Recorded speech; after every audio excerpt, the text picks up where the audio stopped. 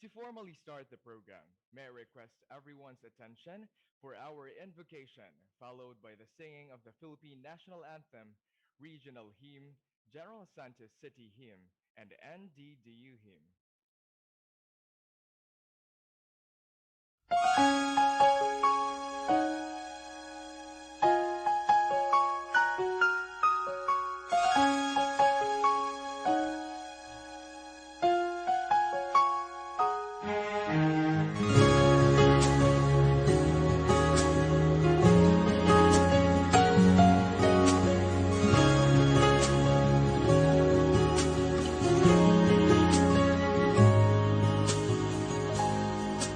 Ang ganda ng buhay, mahal kong Diyos. Sana papuri sa'yo'y tunay na malubos. Nais kong mabuhay sa mundong kay ganda, na dinadakila'y pangalan mo tuwi na. Ikaw na ang bahala sa amin Ama, at sa mga araw na darating pa. Dalangin namin ay pagpalain mo sana. Ikaw ang pag-ibig namin at pag-asa. Ikaw na ang bahala sa amin Ama, at sa mga araw na darating pa. Tanging sa'yo lamang hihingi ng awa sa bawat sandali. Ikaw na ang bahala.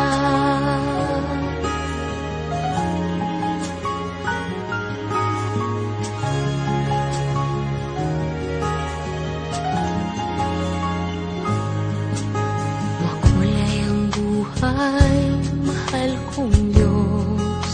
Sana pagmamahal mo sa mundo'y bumuhos. Salamat sa pag-ibig na nasa puso ko. Salamat sa buhay na galing sa'yo. Ikaw na ang bahala sa amin Ama, at sa mga araw na darating pa. Dalangin namin ay pagpalain mo sana. Ikaw ang pag-ibig namin at pag-asa. Ikaw na ang bahala sa amin Ama, at sa mga araw na darating pa.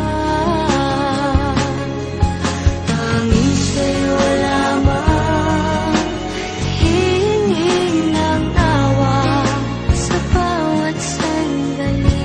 Ikaw na ang bahala. Ikaw na ang bahala sa amin Ama, at sa mga araw na darating pa. Dalangin namin ay pagpalain mo sana. Ikaw ang pag-ibig namin at pag-asa. Ikaw na ang bahala sa amin Ama, at sa mga araw na darating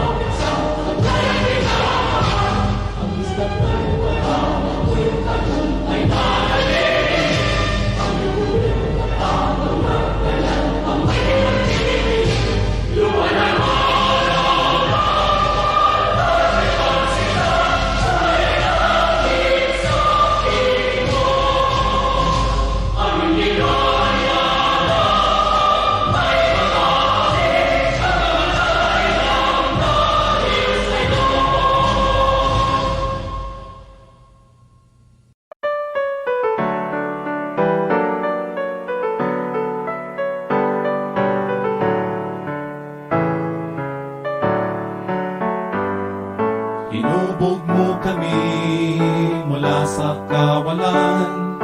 Binigyan mo ng buhay at karangalan. Dati ay sinakop ka ng iba't ibang dayuhan, ngunit sa taglay mong lakas, hindi patatalo kanino man. Mga Muslim, mga Kristiyano at mga iba pang tribo, kami nagkakaisa sa pag-angat ng ngalan mo. Dugot naman iaalay, pumailan lang sa paggabay. Patuloy kang bigyang puri, kami sa'yo'y nawiwili. Mabuhay ka, Reyong Dulce. Malawak masagana ang iyong lupain, pati buong bansa'y umaasa sa iyong mahahain. Sa pagsikat ng araw, kay ganda ng iyong tanawin, pinagpala ng may kapal, mabuhay ka, Sok Sargent. Ako, ikaw, tayo, tungo sa kaunlaran, talino at lakas, ihahandog sa bayan. Mga Muslim, mga Kristiyano at mga iba pang tribo, kami nagkakaisa sa pag-angat ng ngalan mo. Dugot naman iaalay, pumailan lang sa paggabay. Patuloy kang bigyang puri, kami sa'yo'y nawiwili. Mabuhay ka, Reyong Dulce.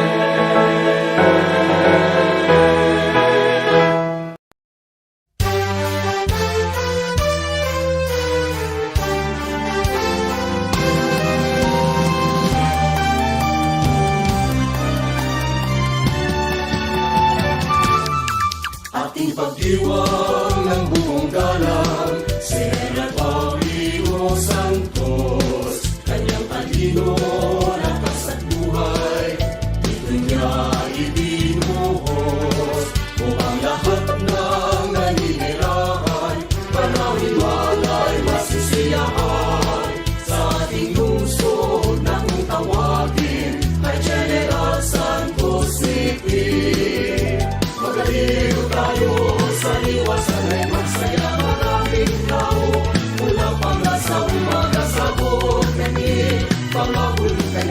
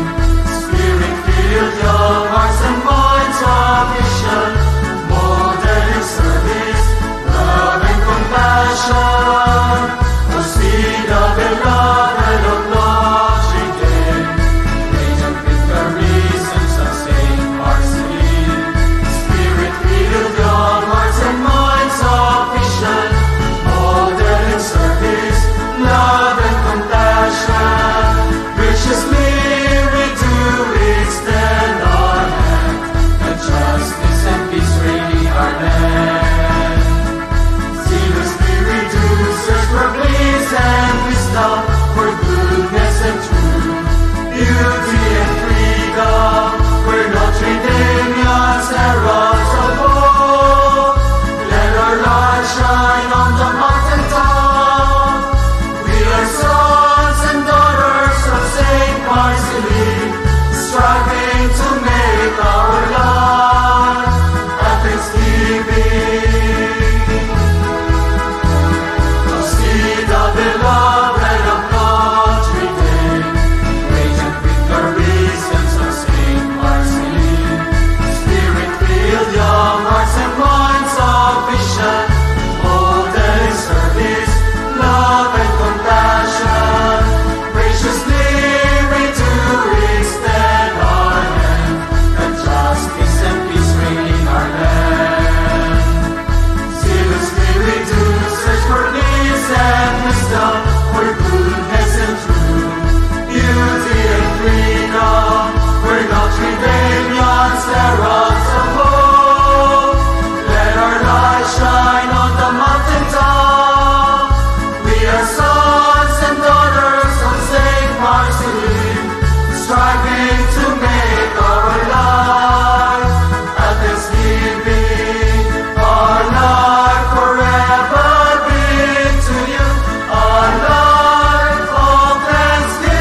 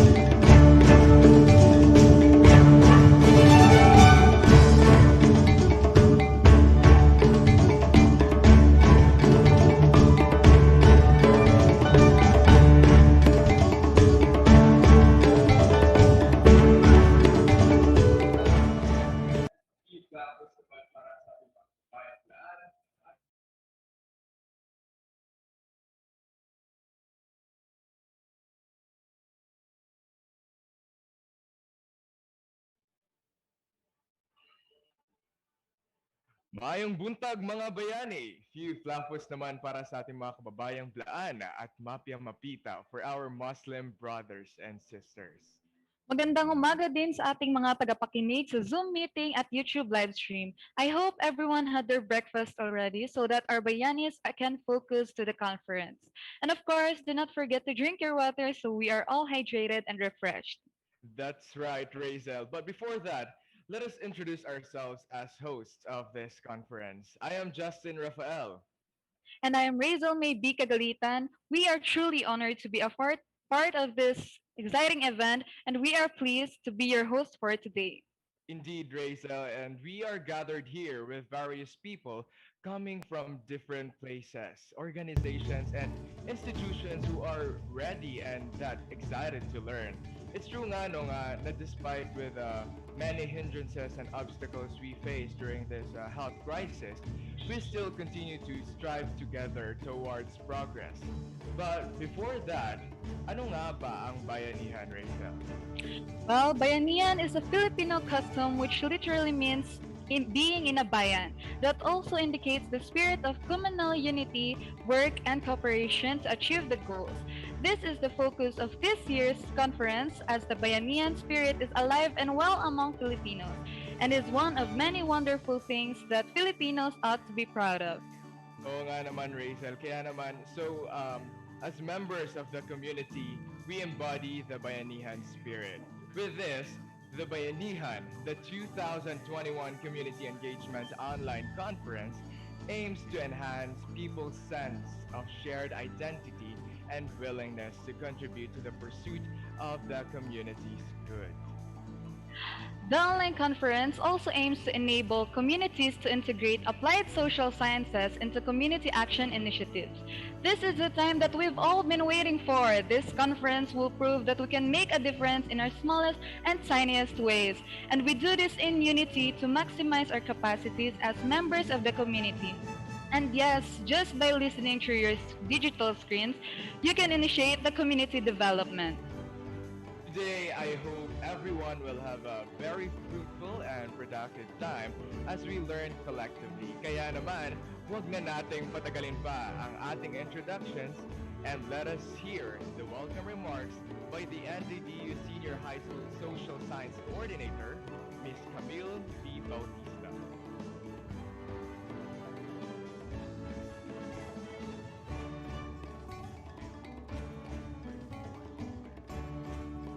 Respective guests, students, teachers, administrators, good morning and magandang NDDU.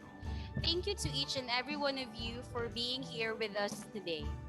It is a great privilege to welcome you all in this webinar with the theme ComU Unity, the strength of community through active citizenship and solidarity. One of the core values of Notre Dame of the Jangas University is to mold students to become community-oriented citizens. Being a community-oriented citizen, you must understand the importance of collaborating with others.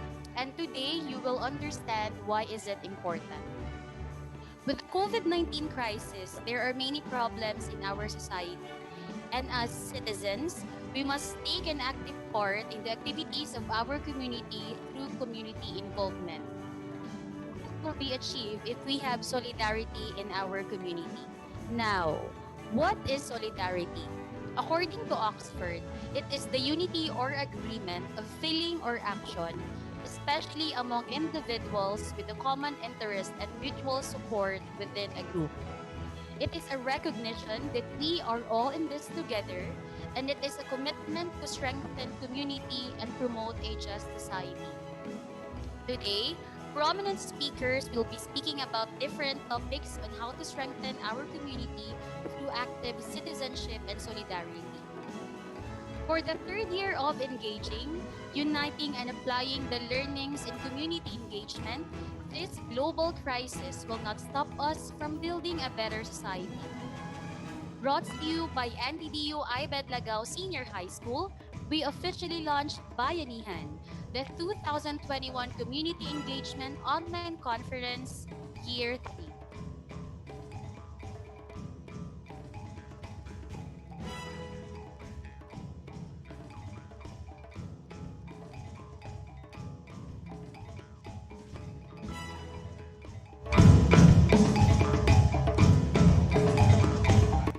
At this juncture, let us witness the message of one behind woman.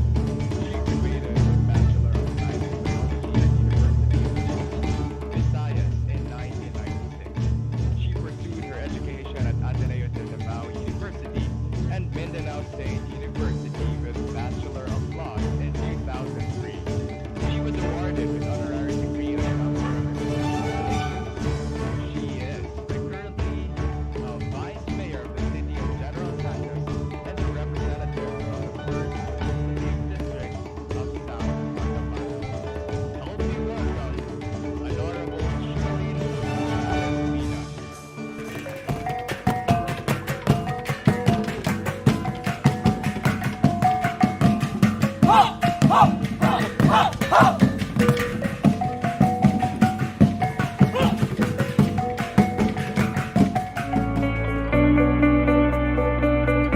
Hello, good morning.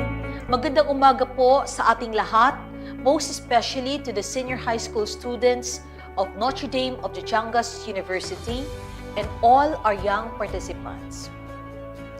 Magandang umaga din sa ating NDDU faculty and staff, sa ating resource speakers and honored guests, our online watchers from home, our beloved parents, and the people of General Santos City. It is a pleasure to be here with you today, virtually, in this big event for our NDDU senior high students. Such an activity of this high caliber can only be prepared by the great minds from Notre Dame of the Jangas University. Kaya naman, I wish to give my high praise sa ating entire organizing team, ang ating UMS Strand Senior High students taking up community engagement, solidarity, and citizenship course guided by the teachers, Mr. John Lester Kumbong and the entire team, at ang bumubuo ng NDDU Integrated Basic Education Department. And of course, the all-out support of the NDDU admin and faculty who have for the past few years worked hard to hit the requirements of the Department of Education for the nation's adoption of the K-12 program. The House of Representatives recognizes your good work. Congratulations po. The strong work ethic of the NDDU team seems to come naturally to all its teachers and personnel. As a former elementary and high school student of Notre Dame, ako mismo ang naka-experience sa level ng commitment ng teachers ko to make us the best version of ourselves and imbibe on ourselves the value of simplicity, love of work, and family spirit. A long time has passed since then, pero hanggang ngayon, I still keep to heart these Damian values to my work in the House of Representatives as the representative of the people of General Santos City, thanks to the strong sense of duty and work ethics of our Notre Dame teachers to mold young people for the future. But looking into the 68-year history of Notre Dame in General Santos City, I think na ang mission ng teachers then and now to mold the future generation ay nakaugat sa vision and altruistic dedication ng Marist Brothers to provide accessible education in this part of the Philippines. An educational institution like this was built by the collective effort and action of the entire community, led by visionaries who desire to make a lasting impact in the lives of its people dito sa bayan natin. That level of altruistic and visionary dedication to serve the community is the very point of today's event. Now, more than ever, we need strong community spirit, solidarity, and people's participation, most especially in a time of global anxiety and disease. Many Filipinos understand the complex problems that affect our lives. Many emphasize struggles of our Filipinos who have less in life. But the question is, forever na ba tayong satisfied sa pag-comment lang sa social media? We must move forward. There must be action, a movement sparked by a common goal to empower people's organization, civic and non-government organizations, and spark volunteerism around the country. As your representative, excited akong makita ang ating young leaders and students from Notre Dame of Jangas University to learn from the smartest minds of this great city at matutunan ang mga whys and hows ng community engagement and civic participation. It gives me hope for the future Philippines led by young people with activism and the power to change mindsets. Ladies and gentlemen, I welcome you all to Bayanihan, the 2021 Community Engagement Online Conference. Magandang umaga po at mabuhay ang Pilipinas!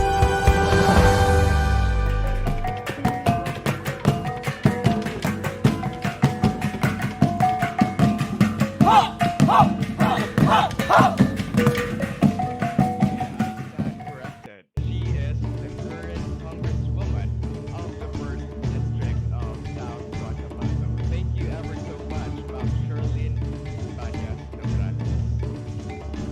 Rizal?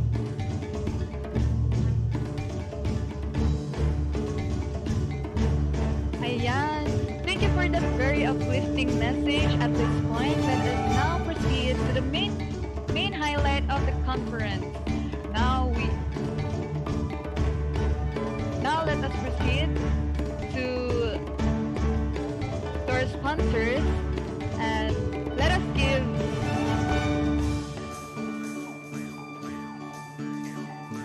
then recognition. The NDDU-IBED Senior High School under Humanities and Social Sciences strand has launched the Bayanihan, the 2021 Community Engagement Online Conference with the theme Come, You, Unity, the strength of community through active citizenship and solidarity. This year, together we'll prove that education can stop during this pandemic. We are hoping that you will stay with us, Senior High, as we celebrate another milestone. Join us in this one-of-a-kind virtual event. See the inner Bayani in you. This event would not be possible without the help of our event partners and sponsors. Sincere thanks for supporting our quest for excellence. The Bayanihan 2021 Community Engagement Online Conference is co-presented by Event Petals by Ariel Mamitas, Sangguniang Kabataan, General Santos City. We would also like to thank the following sponsors: Yakimonti Food and Beverages, AJ Edible Garden Resort, Cupped of Tea, Rums Bastille, 50, Extreme Beauty, MBR Foodies, FB Homes Realty and Services, Mr. Suave Beef Mami, House of Lights by JM Commercial Distributions, and last but not the least, Shop Suki. Now, we proudly present to you our event partners and organizations.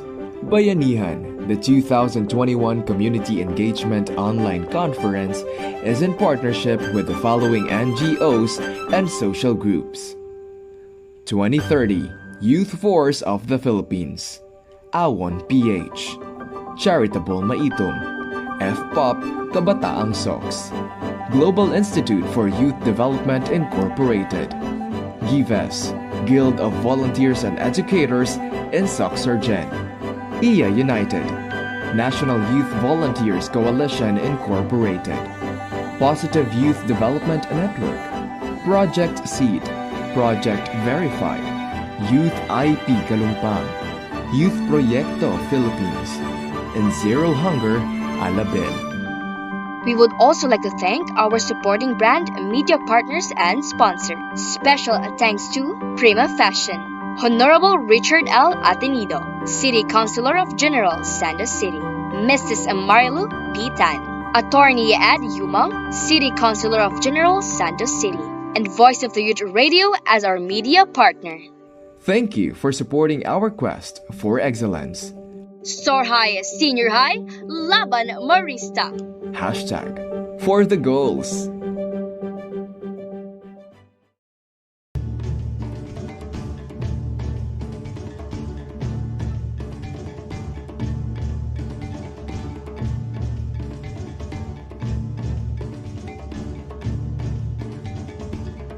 At this point, let us now proceed to the main highlight of our conference. For the introduction of our first resource speaker, let us give the floor to our co-host, a student of NDDU Senior High School under Humanities and Social Sciences, Justine Tagalog. Very well, Raisa.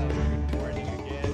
And it seems like our Bayani for the present day is really satisfied and listen to the talks of our rhetoric speakers. So, without further ado, our first speaker is a professor at the Department of Sociology of the Mindanao State University, General Santos City, Philippines. He teaches undergraduate sociology and peace education courses, graduate courses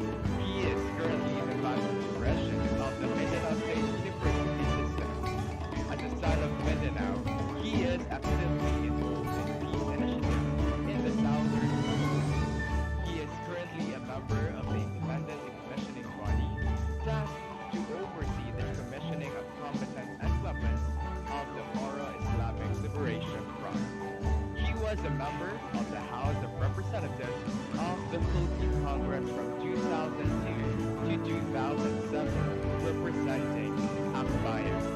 Let us all welcome our first resource speaker, Dr. Mario J. Aguma.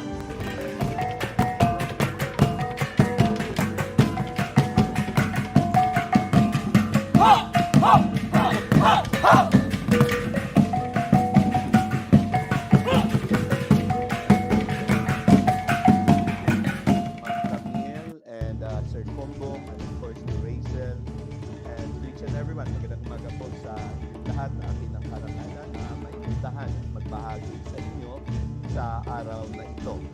Napakaganda ng inyong tema para sa panahon. Napakahalaga na pag-usapan natin ang usapin ng ating mga komunidad.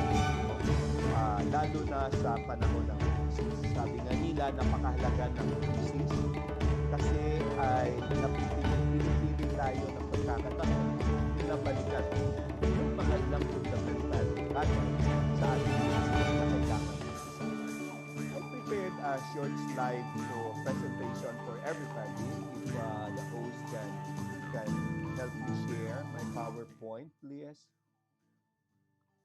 Okay. Wala akong screen sharing. Pero ganun pa man, ay gusto kong i-congratulate ang Notre Dame of the Jangas University, the Senior High School, for coming up this kind of activity. Napakahalaga ito. Though alam namin bilang guru rin, alam namin gaano kahirap para sa mga estudyante kagaya ninyo na sumali actually sa mga event na kagaya nito. No, may problema ng connection, may problema ng power, tapos syempre kasama pa din diyan yung problema natin ng financing our internet connection. I hope that everybody is surviving, no? Given the pandemic. I think yung pandemic ay test ito ng ating kakayahan. Hanggang saan natin kaya to endure ourselves and to survive, no? Kaya akin yung karangalan na maimbitahan, no? At kaya hindi ko tinanggihan yung imbitasyon kasi napakagandang pagkakataon para magbahagi sa mga estudyante na kagaya ninyo na ngayon ay alam namin naghahanap pa rin ano ba talaga ang direction na gusto ninyo sa buhay ninyo. I'm always asked, how do I like to introduce myself? And I always tell people, I am a public sociologist. I am a social scientist in the field of sociology that engages the public. No, I don't just write. I don't just make research. I make commentaries. I'm running a radio program and living with many of our communities. That's what makes a public sociologist. But at the same time, I am a peace advocate. Dahil sa kalagayan natin sa Mindanao at ating bansa, kailangan natin ng mga peace advocate. No? Hindi lang na kailangan ng peace educator, no? Yung peace educator kasi nag-i-educate siya. Yung peace advocate kasi nag-i-educate na siya, nakikibahagi pa siya sa mga pagkilo sa ating lipunan, no? Kaya ang napakaganda ng inyong tema for today at gusto ko magbahagi sa temang ito, no? Community. Kanina ay pinag-usapan ni Rachel at ni Justine ang usapin ng bayanihan. Pag nag-search kayo sa internet, ito yung mga images ng bayanihan, no? Na nakikita natin sa Pilipinas. Ano ang common sa images na kagaya nito? Ang bayanihan, the Filipino concept of bayanihan where we probably got the word bayani, no? Being a bayani is to be deeply embedded and in fact sacrifice ourselves for the sake of the community, of common people. If you look at this photo, no, this poster basically of Bayanihan, one, it tells us this is a community. No, people that share something that is common. But this is also about color of life. No? You see the diversities in there, but nevertheless, hindi naman ho kasi kailangan na pare-pareha tayo. No? Pwede namang iba-iba tayo, pare-pareha nga lang yung ating tunguhin kung saan tayo papunta. And the bayanihan spirit is like that, no? na kung saan iba-iba ay tayo ay nagbabahagi, no? In our own little ways, no? Sabi nga nila, we don't need to do heroic acts. What we need ay we act, no? So it all came from the concept of a community. And many people talk about community na hindi naman talaga ganun kalalim yung pag-unawa rin ng community. Pero pag tiningnan natin ano ang community, no? It derives from French word community, no? Which comes from a Latin communitas, no? Ang napakaganda ng essence ng komunitas, ito are community, but the one that I like most, it invokes an essence of public spirit. No. There are two things. One is public. It means to say it's not the spirit of one, but of many. Second, it is a spirit. A spirit goes with it an energy to be with others, to be together, no? And it's where the concept of being common. Now, the essence of community is people share something in common. Of course, criminals do share something in common, no? But their desire at the end of the day is the pursuit of personal greed, no? Not the pursuit of community goodwill, no? So yun yung pinag-iba ng community na pinag-uusapan natin. At syempre, pag nag-usap tayo ng community, hindi nawawala yung mga konsepto ng human rights, ng social justice, ng empowerment, ng peace. Sabi nga ni Ma'am Camille, kanina, we want to become a community or Notre Dameans or Notre Dame likes to develop students to become community-oriented citizens in the pursuit of justice and peace. No? So karapatang pantao, hustisyang panlipunan, kapangyarihan sa mga mamamayan at kapayapaan. Napakahalaga para magbuklod tayo bilang komunidad. Una, karapatang pantao. Hindi tayo tao kung wala ang ating mga karapatan. Tayo ay naging tao hindi dahil lang sa mga physical na mga pag-aari natin, kundi dahil sa ating mga karapatan na gamitin yung mga physical gifts na yan. Halimbawa, meron tayong mga bunganga para tayo ay makapagsalita. Pero walang saysay ang ating bunganga kung wala tayong freedom of speech. No? Meron tayong mga mata para makakita because we have the right to see the beauty of creation. For example, karapatan yan. Once we are denied of this, walang esensya yung mga physical gifts natin. Hindi tayo binigyan ng Diyos ng bunganga para maging display. Hindi tayo binigyan ng mata, ng tenga, ng paa, ng kamay para maging dekorasyon. Ito ay ibinigay natin para sa pag-fulfill ng particular gift of creation. No? So, yun yung kahalagahan ng human rights. Tanggalin mo ang ating mga karapatan, then we don't exist as humans. We are merely physical bodies out there. Mahalaga rin sa usapin ng community ang usapin ng social justice. No? Hustisyang panlipunan. Ang hustisyang panlipunan ay hustisya hindi sa iilan. Ito ay hustisyang panlipunan. Hustisyang pangkomunidad. Kailangan natin ang hustisya para yung rights natin at ating mga gifts, natural gifts, ay maipagpatuloy natin. Pangatlo, kailangan natin ng empowerment. Walang saysay ang karapatang pantao, walang saysay ang social justice kung hindi empowered ang mga mamamayan. Because what matters most in the community are the people that constitute that public spirit. No? Napakahalaga ng ating mga papel, no? Maaaring bahagi tayo ng public, pero kung hindi tayo empowered, we don't add spirit, we don't add vigor, we don't add strength to our communities. Ito yung pinag-iba ng konsepto ng citizenship at ng active citizen. Ang citizenship ay citizen ka lang ng Pilipinas by virtue of birth, no? Pero ang active citizenship ay isang mamamayan na kliniklaim niya ang kanyang mga karapatan at ginagawa niya ang kanyang mga obligasyon. Then of course, mahalaga rin sa usapin ng community ang usapin ng kapayapaan. As a peace advocate, we always say, justice, peace is not just the absence of war. Peace is the presence of social justice.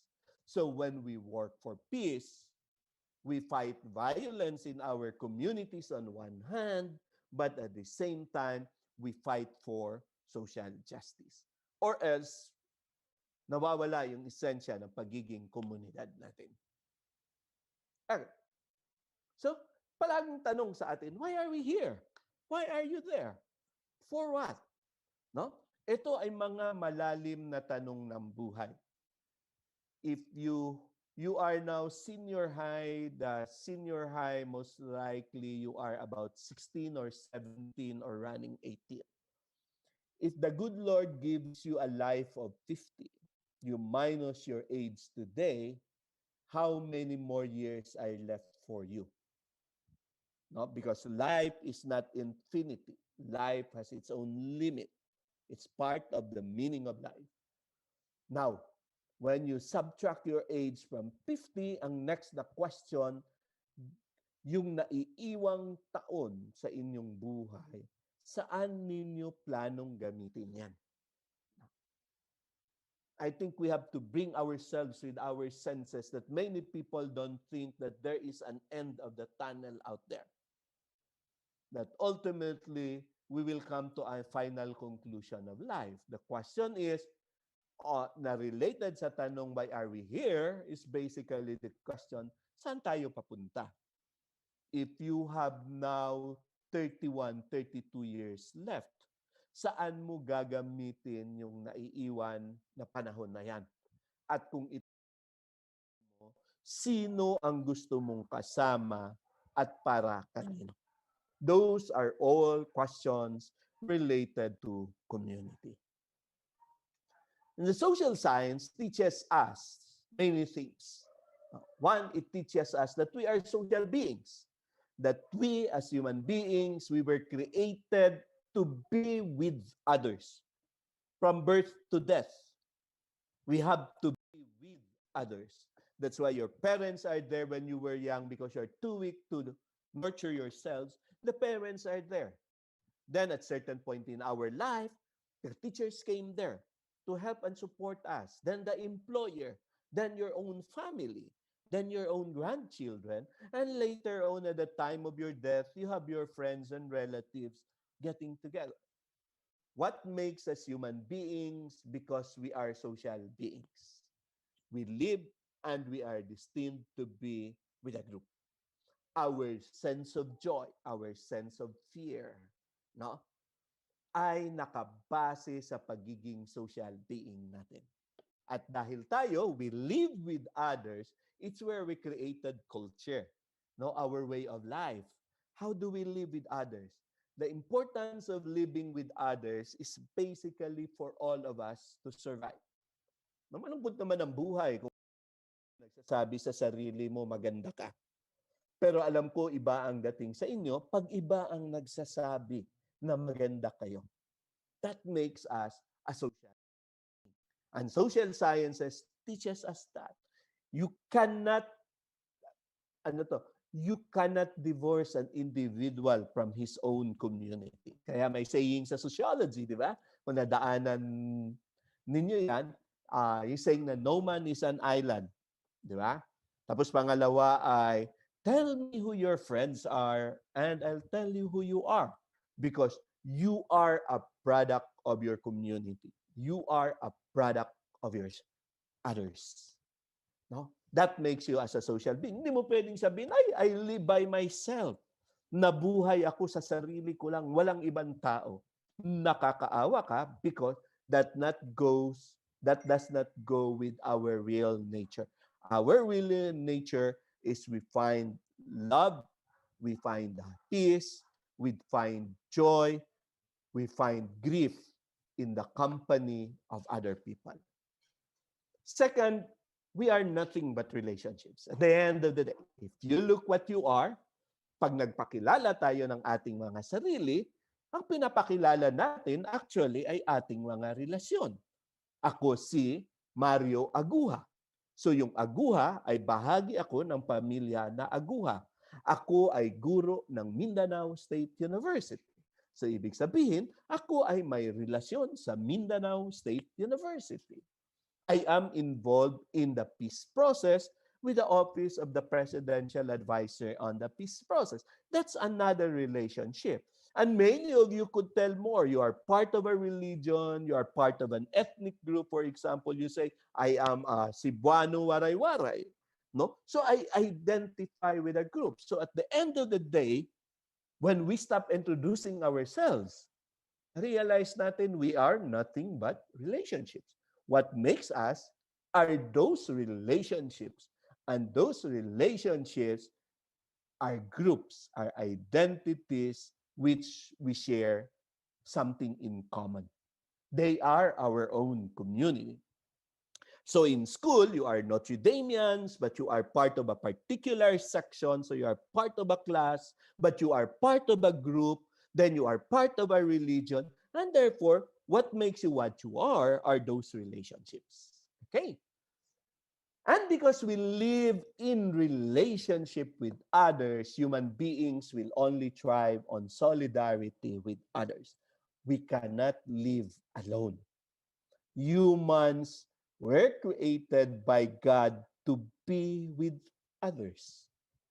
I don't have to go back to the biblical text, no? But the biblical text tells us different themes of solidarity. In fact, it is in the heart of the Christian doctrine.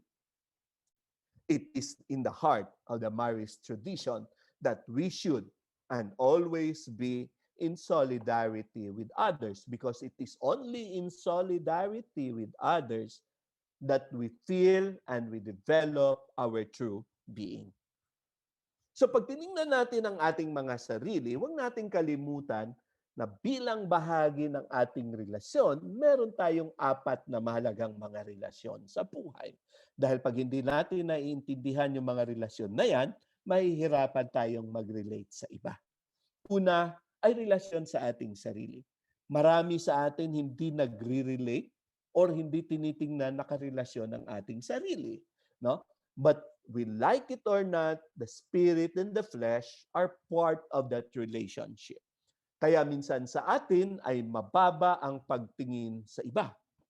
Meron namang iba sa atin na masyadong mataas, merong iba dyan na masyadong mababa ang tingin sa sarili.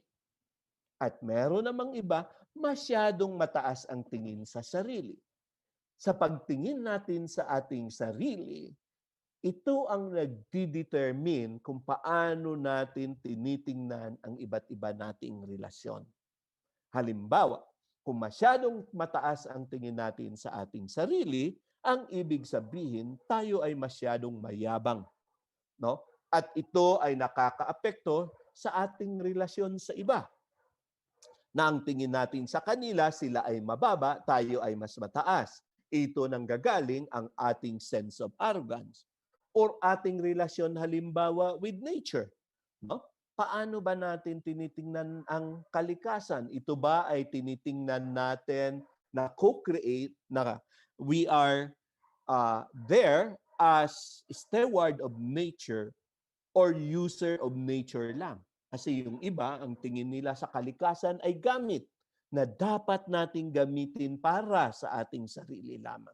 Hindi nila naintindihan na symbiotic ang relasyon natin with nature, and therefore we should nurture nature. We should be stewards of nature. No?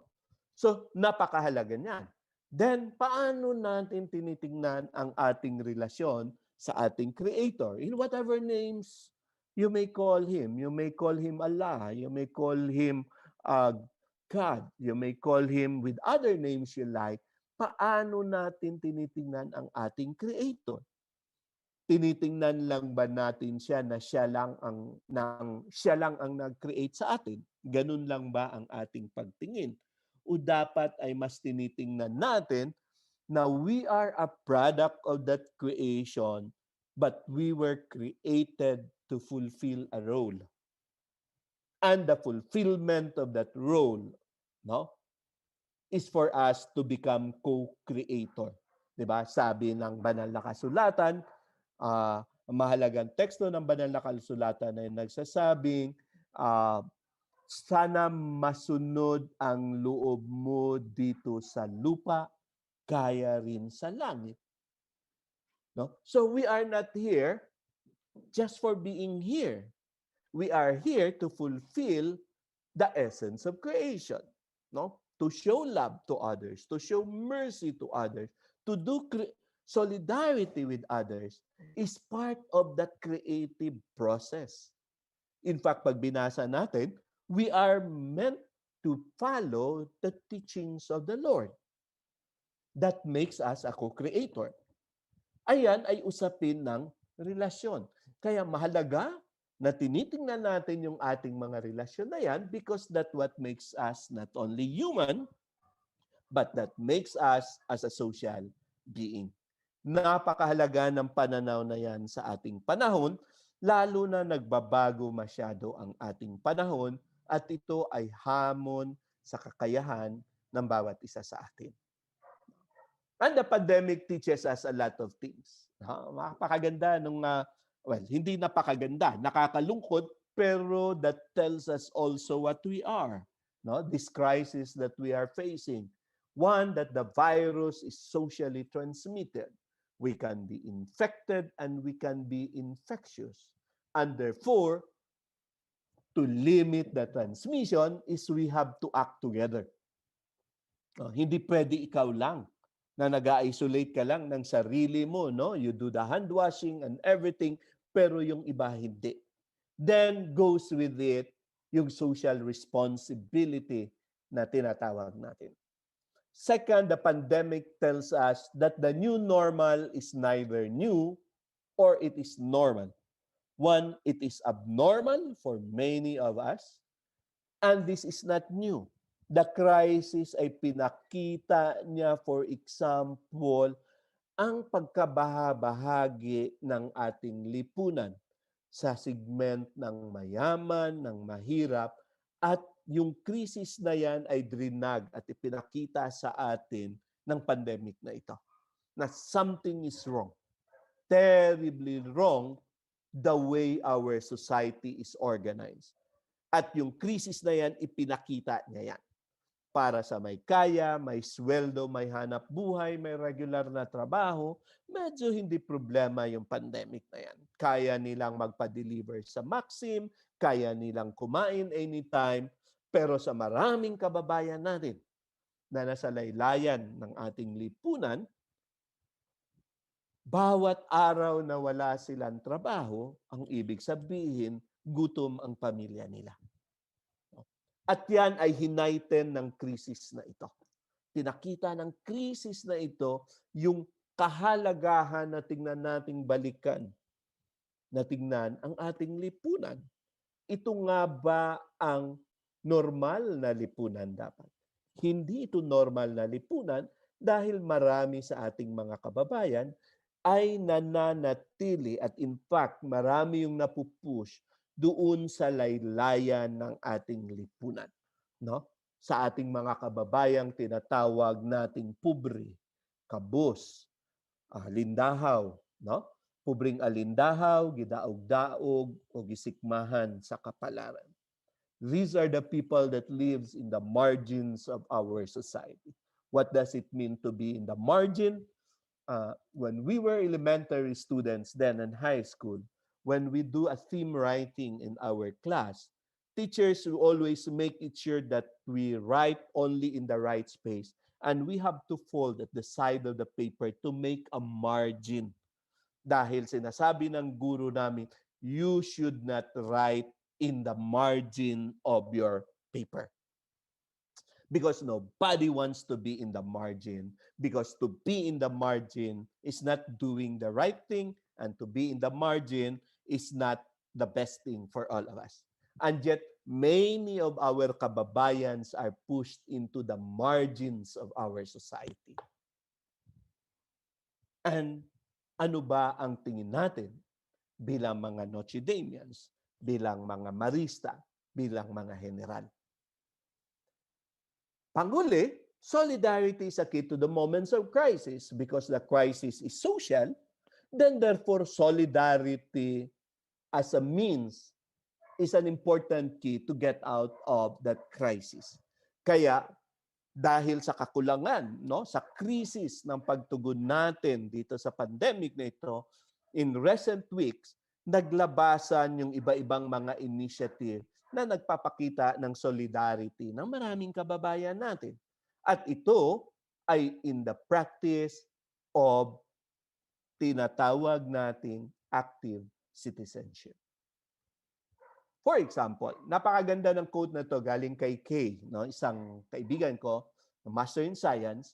Sabi niya, I didn't get why we required humanity. I didn't understand why we are taught humanities in the undergrad or the social sciences. She was a science student in chemistry. But she says, but now when the world's attention is on the virus is definitely in the realm of the hard science. But what I think about most are social structures, inequality, and sacrifice. I think it's about people. That's what social sciences teaches us.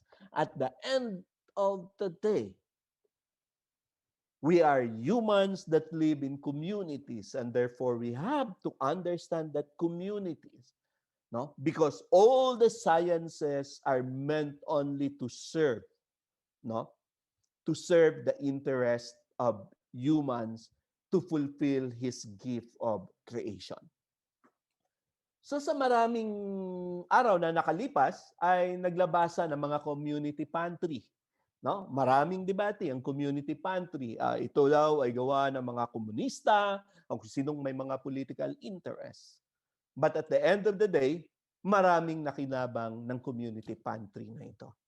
At the end of the day, maraming Pilipino ang natuwa na sa kanilang sariling sikap ay nakatulong sila sa maraming kababayan natin. At maraming kababayan natin na nakita na ang krisis ay hindi kayang solusyonan ng pamahalaan lamang. Malaki ang papel na ginaganapan ng mga aktibong mamamayan natin. Ang konsepto ng magbigay ayon sa kakayahan, kumuha ng batay sa pangangailangan is a concept of social justice. You give what you can afford and you get only what you need. And Jesus Christ, in the story of loaves and fishes, for example, established the first community pantry probably. It is in the spirit of solidarity. And yet it is just frustrating that there are officials of government up to now na hindi naiintindihan ang konseptong ito.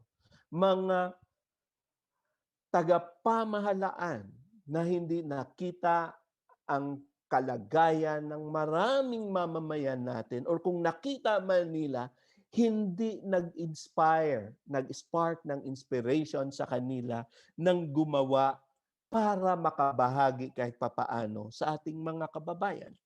Ang pinag-iba ng community pantry ay hindi ito usapin ng relief. Ang relief kasi ay magbibigay ako kasi hindi mo kaya. Hindi naman masama na magbigay ng relief. Pero yung esensya ng community pantry, yung mga nagkumukuha ay nagbibigay din sa kanilang konting pamamaraan. Marami kang narratives na nakita. Halimbawa, na nagpakita paano nag-work ito, na nandoon yung empowerment at the same time ng mga tao, hindi kinuha yung kanilang dignidad. Parang yung kwento ni Aling Juana na nagbibenta ng betso-betso. kailangan niyang magbinta ng bitso-bitso para siya ay maipakain sa kanyang pamilya. Nung pumunta siya sa community pantry, nakakuha siya ng food. At si Haling Juana, ang ginawa niya, iniwan niya yung kanyang betso-betso sa community pantry. At ang dahilan niya, kaya ako nagtitinda ay para may ipakain ako sa aking pamilya. Pero dahil nakakuha na ako sa community pantry, hindi ko na kailangang magtinda, kundi pwede ko nang ibahagi sa iba ang aking paninda. If that spirit of solidarity will go on with our people, then there is no crisis that we cannot survive as Filipinos. We are always proud of the Bayanihan spirit. But remember, the Bayanihan spirit is a voluntary one. Hindi pwedeng idikta sa ating mga mamamayan. Hindi pwedeng idirekta ng gobyerno yan. Ito ay base sa pagsusuri ng ating mga kababayan, ng kanilang mga kalagayan at kanilang mga pananaw. Kaya ba nilang magbahagi? Gusto ba nilang magbahagi?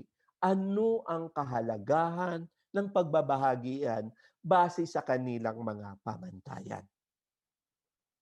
So, ang pagpipigay at solidarity ay bahagi ng ating mga karapatan. Kalayaan ng bawat mamamayan na magbahagi kung ano siya meron. Hindi siya kailangang diktahan, hindi siya kailangang pagbawalan. Diyan pumapasok ang kalagahan ng ating mga karapatang pantao. At sabi nga, maraming debate, ano ba yung human rights na yan? Napakasimple lang po ng human rights na yan. To give to every human being every right that you claim for yourself. That is human rights. Mahirap naman nagkiklaim kayo ng right to speak, pero ayaw ninyong ibigay yung right na yan for others. Or gusto natin na tumulong yung mga tao, pero at the same time, ayaw nating ibigay yung kanilang karapatan na tumulong. No? Ito yung usapin ng red tagging, na parang kung iba yung aking pananaw, iba yung aking politikang paniniwala, hindi ba ako pwedeng magbahagi sa community pantry? Hindi ba ako pwedeng magtayo niyan? Sa tingin ko, ito ay isang bigotry. No? Ito ay isang kabangmangan. No? Napigilan ang mamamayan sa bugso ng kanilang damdamin na magbahagi. Because at the end of the day, to do solidarity with others is part of our nature because we are social beings.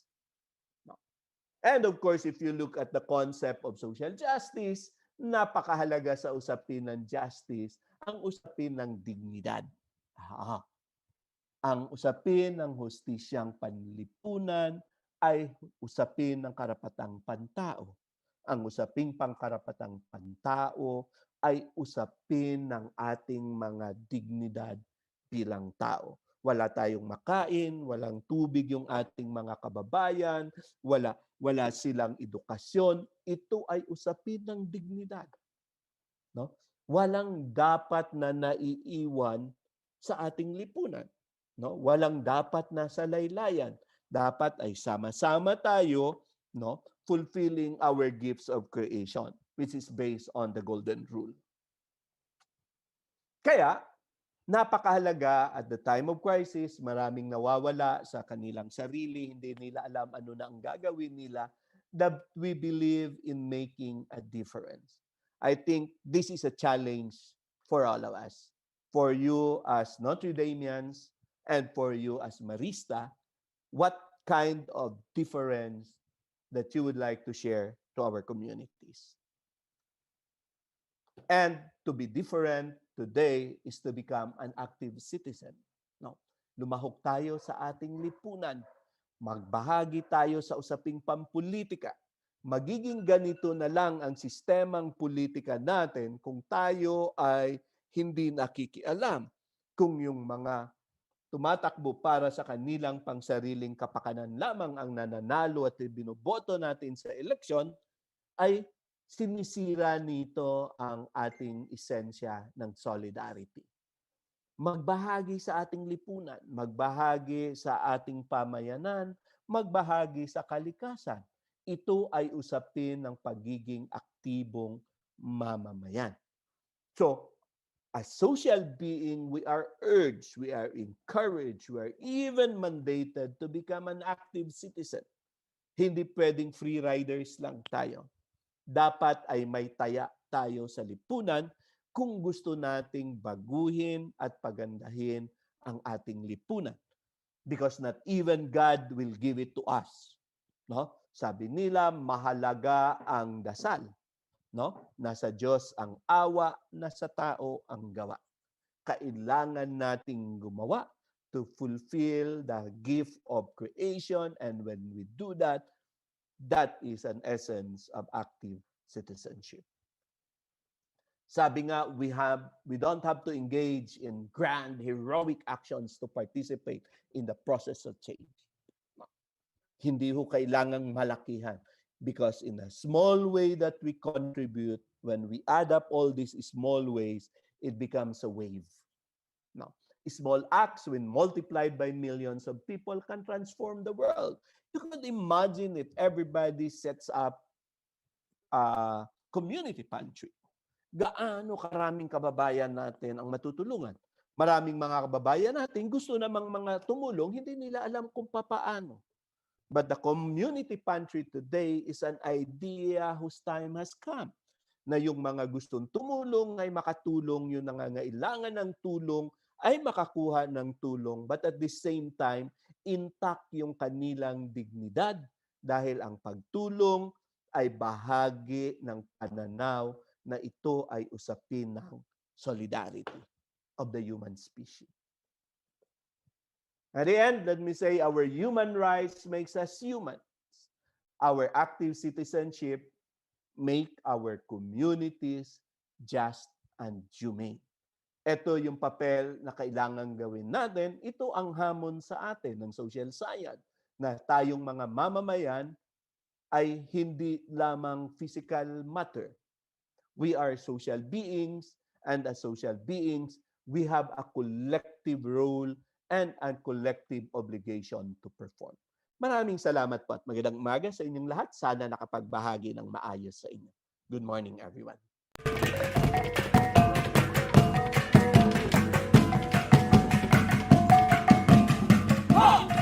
Before we proceed, acknowledging the presence of the Assistant Principal of the Notre Dame of Jangas University Integrated Basic Education Senior High School, Mr. Felmar Maloto.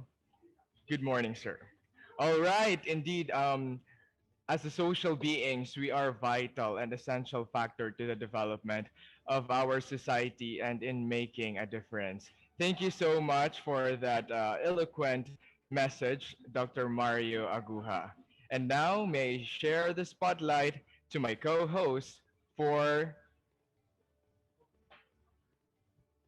Danjuri.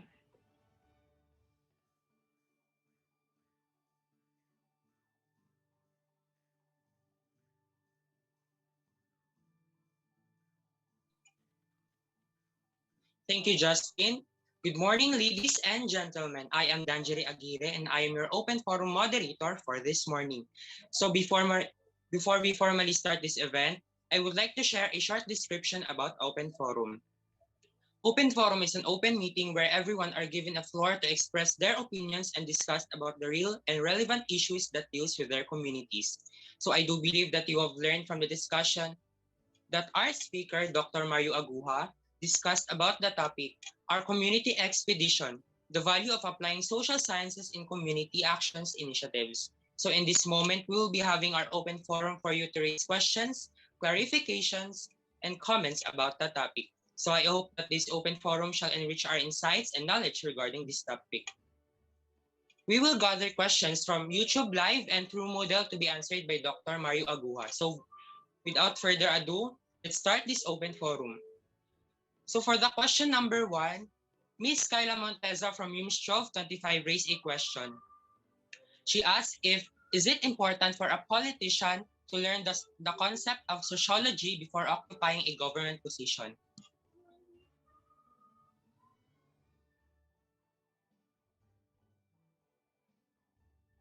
Unmute, yep. Okay. Maraming salamat. Hindi naman kailangan na mag-aral ng sociology, no? Dahil marami naman tayong social sciences. Ang mahalaga ay makapag-aral sana yung ating mga politiko ng kahalagahan ng mga konsepto ng human rights, social justice, ng peace, ng empowerment, at ng buong esensya ng social solidarity.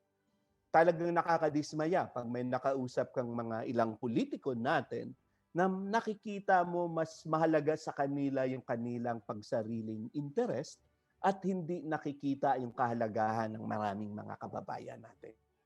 At sana kayo sa darating na araw ay magamit ninyo yung inyong mga napag-aralan. Ay ako'y nalulugod sa Notre Dame na talagang napakahalaga ng kanyang mission na mag-develop ng community-oriented citizen, no? Para magkapag-contribute sa ating lipunan. Yun yung kakulangan natin, no? Yung ano yung sabi ng sa kanta? Walang pandama, walang pakiramdam, no? Walang pakialam ng mga politiko. Ang problema, binoboto pa rin sila ng ating mga kababayan. And it's where our active engagement is kailangan. Thank you.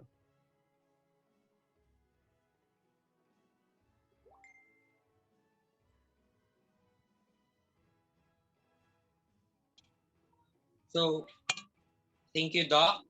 For the question number 2, Ms. Saimaris Tagha from UMS 1225 asked a question about what are the direct and indirect benefits of community service of art or actions to the citizens?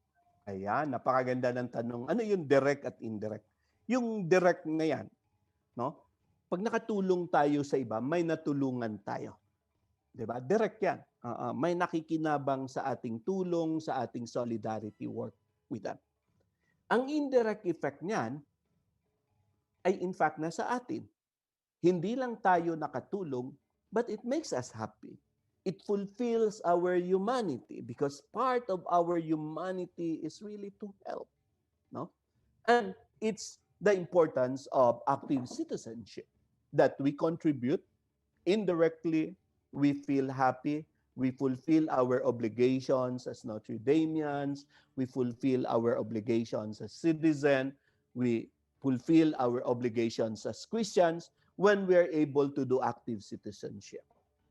But directly alam natin na sa bawat kaluluwa at individual na natulungan natin, malaking bagay para sa kanila kahit yung maliit na bagay na naitulong natin.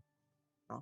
So, you can look at in many perspectives in many ways. But at the end of the day, palagi kong sinasabi sa marami kong kasama at mga estudyante, pag tumulong tayo, isa lang naman dapat talaga ang tinitingnan natin.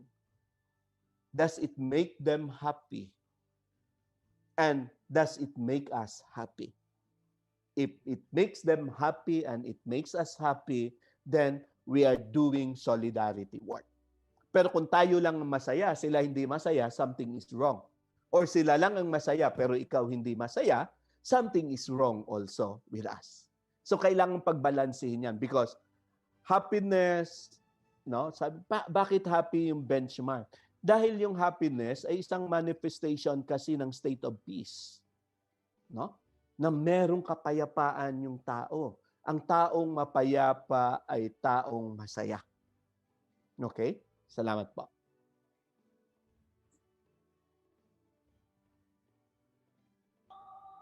Thank you, Doc. So for the question number 3, Julie May Laran from UMS NDDU asked a question about why is it important to study the community dynamics in relations to the applied social sciences? Yeah, napakahalaga na tingnan natin yung dynamics ng ating mga komunidad. Kagaya ng nasabi ko, tayo naman ay hindi lang nakatira o hindi lang bahagi ng isang komunidad, no? Yung pamilya mo ay isang community, yung classroom mo ay community, yung school mo ay isang community. Kailangan nating aralin ang dynamics ng mga communities na yan. Kung itong mga communities ba ito na kinabibilangan natin ay nagpo-promote ng human rights, nagpo-promote ng social justice, nagpo-promote ng social solidarity, nagpo-promote ng kapayapaan o hindi. Because not all the communities that we are part of are the same. there are groupings or community that we call na bahagi tayo, na happy tayo. Meron namang grupo na hindi tayo masyado happy. Meron din namang mga grupo na bahagi tayo na ang ating adhikain ay i-transform ito, no? Para mas maging aktibong grupo ito sa ating komunidad. So, when we study the dynamics and structures of our society, then we'll be able to understand how far we can contribute with it. You know, remember ang mga drug addict ay may community rin sila, no? Ang mga lasenggo at mamatay tao at mga kriminal ay may tinatawag din silang community. So, anong pinag-iba ng mga community na yan para magsulong tayo ng isang community na ang adhikain ay active citizenship? So, yun yung kahalagahan noon. Salamat. So thank you, Doc. So for the fourth question, Mr. Cesar Ian Rivera from UMS 1226 asked a question about what drives you to put communities at the heart of your services? Oo, tayo may sarili-sarilang mga narratives ang ating mga buhay, no? Ako ay bahagi ito ng aking talambuhay. Ako ay lumaki sa isang mahirap na pamilya, no? At itong community ko ang nagpakita sa akin at nagmulat ng aking mga mata, no? Ang kahirapan ng buhay at ang kalagahan ng pakikibahagi para sa iba. At ako ay sa panahon ng diktadurang Marcos, ito ay panahon na ako ay student leader, nakita ko na maaaring wala kaming yaman, wala kaming kapangyarihan, pero meron akong pwedeng i-offer sa community. And it's where I got involved in community organizing work and in political work, no? At dahil wala nga akong pwedeng maibahagi, wala naman akong pera, wala naman akong yaman, maaaring may konting galing at talino, nakagaya ng marami sa inyo. So, ito yung pwede nating i-offer sa ating mga community, no? At alam ko na habang lumalago yung mga community na ating tinutulungan, lumalago rin tayo. At habang nakikita natin na tayo ay nakakatulong at nakakapagpasaya sa iba, nagiging masaya rin tayo. Kaya all throughout my life, I dedicated it working with our marginalized sectors. Dahil sila yung mga tao na kailangan ng solidarity natin, ng pakikiisa natin. No? At alam ko na sa what makes me happy is when I am always with this kind of communities. I work with trade unions, I go with the urban poor communities, with our indigenous people, and I work on the peace process. And it makes me fulfilled all the time. Because I did not ambition myself to be rich. No? Kasi ang tingin ko, ang aking kayamanan ay ang pakikiisa at pagtulong sa ating mga komunidad. Basta yung mga basic na pangangailangan ay natutugunan naman, ay pwede na tayong magbahagi ng mas malaki para sa iba. Salamat.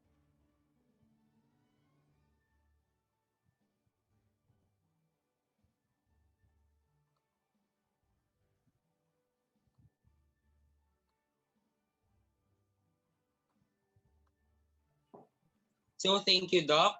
So for the question number 5, Jacob Villanel from UMS NDDU asked a question about what are some of the applications of social sciences that are mostly visible in community actions initiatives? Ayan, ano yung most visible? Oh, yung pagiging sosyal natin. Di ba? In the social science kasi, it's where we realize the importance of others and it's how we appreciate others. Oh, yun yung tinuturo ng social science, no? Ang kasaysayan ay hindi kasaysayan ng individual, kasaysayan ng lahi. Ang sociology ay nagtuturo sa atin bakit at paano ginagawa ng mga tao ang mga bagay-bagay na ginagawa nila. So, the social sciences teaches us to become social. Kaya ako nga, sabi ng nanay ko, alam mo anak, mahirap lang tayo. No? Pero dapat social ka. At ang ibig sabihin ng aking ina ay dapat marunong kang makibahagi at makisama sa iba. Kaya ako ay nag-take ng sociology at hindi pa ako happy ng aking sociology. No? Nag-master pa ako ng sociology sa pamantasan ng Pilipinas. Hindi pa rin ako happy. So sabi ko, para mas maging sosyal, ay nag-Japayuki ako. No? Kaya nag-aral ako sa Japan. No? This is the essence of being social, is to be developed through our social sciences courses. Ito yung pakikipandama at pag-unawa para sa iba. Dahil kung nauunawaan at nadadama natin ang iba, hindi mahirap sa atin na makisalamuha sa ibang tao, sa ating mga komunidad. As you all know, there are a lot of people still who have difficulties to be with other people, to be with friends, to be with families, even to be with the poor. No, some people could not imagine going down to informal settlements, no, or to the indigenous people. Parang, ano yan? Bakit ako pupunta? And the social sciences teaches us the relevance of these people and these groups to our very own survival. No. At yan yung alam ko pinagsisikapan ng inyong mga guro na ipaliwanag din sa inyo. Thank you.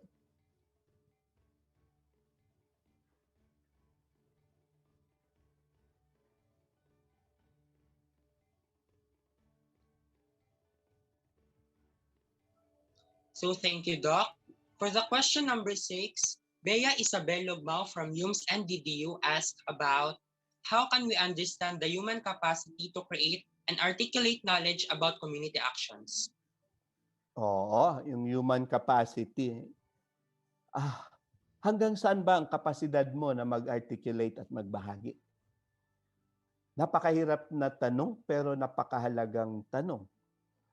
Sa akin, ang limit kung where I can go para magbahagi sa ating komunidad ay dala ito ng pag-ibig para sa iba. No? For Christians, it's always say, the love of Christ for others pushes us to the limits of serving others if we all want to become Christian. Ito ay dala ng kaganapan sa ating mga sarili at sa malinaw na pananaw ng esensya ng pag-ibig. Dahil kung ito ay dala ng pag-ibig, ibig sabihin, hindi natin siya ginagawa kasi may points. Hindi natin siya ginagawa kasi requirements. Hindi natin siya ginagawa dahil may certificate. Kundi ginagawa natin dahil nakikita natin na ito ay pagbabahagi ng ating sarili para sa iba, tanda ng ating pag-ibig. Tingin ko yung pag-ibig para sa iba ang dapat nagtutulak sa atin para sa pakikilahok sa usapin ng ating mga komunidad. Dahil kung hindi ito, then ang nag-uudyok lang sa atin ay ating mga personal na mga interest. But always remember, love is beyond personal interest. It goes on a reflection of ourselves and our faith at the same time. Kaya mahalaga po siya.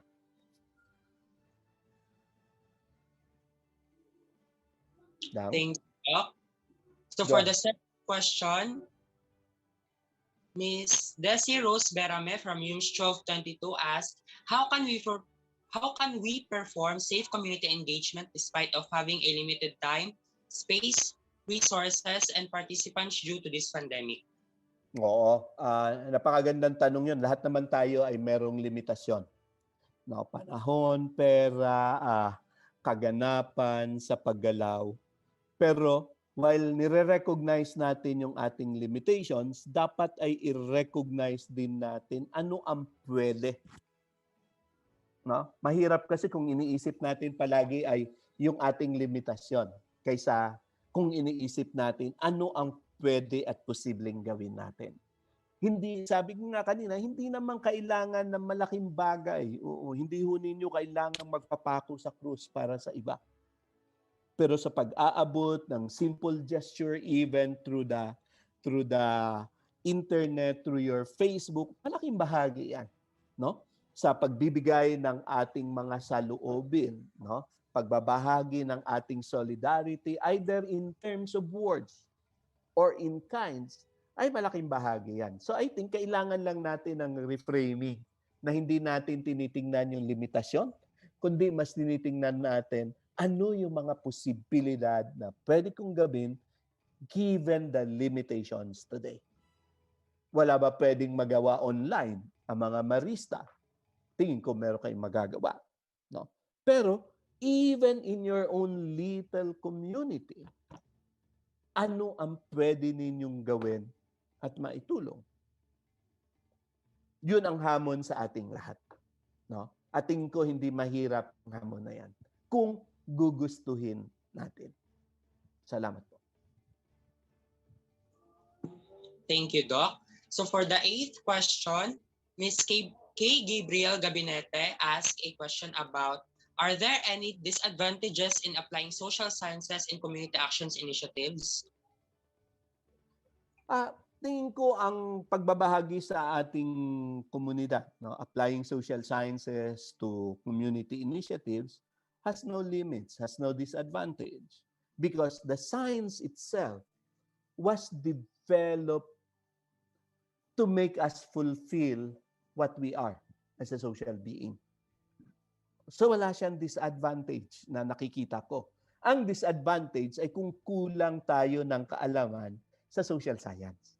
Ibig sabihin, kapos yung ating pag-i-engage sa ating mga communities. Kaya mahalaga na, alam ko yung iba ay nabuboard sa some of the subjects in the social sciences, lalo na yung history, no? Pero ito ay mahalagang bahagi, no? Dahil tayo, sabi nga nila, tayo lahat at the end of the day, what unites us are our stories. And our stories are our history and the history of our forefathers. So wala siyang disadvantage. Mas may advantages when we push hard ourselves in learning more what it is that the social sciences can offer and remains to offer in our community today. Salamat. So I think that's the last question. Thank you, Doc, for answering the question. So ladies and gentlemen, we finally come to the end of presentation for this moment. We would like to say thank you for our guest speaker, Mr. Dr. Mario Aguja, for his informative and interesting talk, and for answering the questions from the students. And to the students, thank you also for your active participation in raising questions and clarifications from the discussion. Hopefully, this presentation will be beneficial for everybody. Now, let's give back the spotlight to Justin for the awarding of plaque and certificates. Justin, the floor is yours. Very well said, Dr. Mario J. Aguja. Indeed, our questions by the participants is massive, and what a striking answers of Sir Mario. Before we proceed, I just want to share this quotation that was shared by Sir Aguja earlier. He said that peace is not the absence of war, but the presence of social justice. So sana naman ay hindi katagalan mula ngayon, mas ma-empower and mas ma-strengthen itong ating social justice dito sa Pilipinas. Ayan.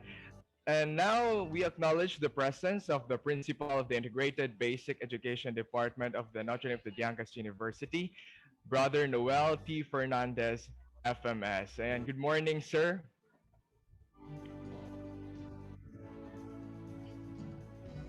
Good morning. Good morning. Thank you so much once again, Dr. Mario J. Aguja. With that, here's the certificate of recognition. Is given to Dr. Mario J. Aguja for sharing his expertise as a resource speaker for the topic, Our Community Expedition, the value of applying social sciences in community action initiatives during the conduct of Bayanihan, the 2021 Community Engagement Online Conference conducted through Zoom meetings and YouTube Live as part of the requirements for the completion of the course Community Engagement, Solidarity, and Citizenship. Given this 23rd day of April 2021 at Notre Dame of Diancas University, Marist Avenue, General Santos, signed by the subject matter experts, Mr. John Lester Cosmo and Mr. James Ryan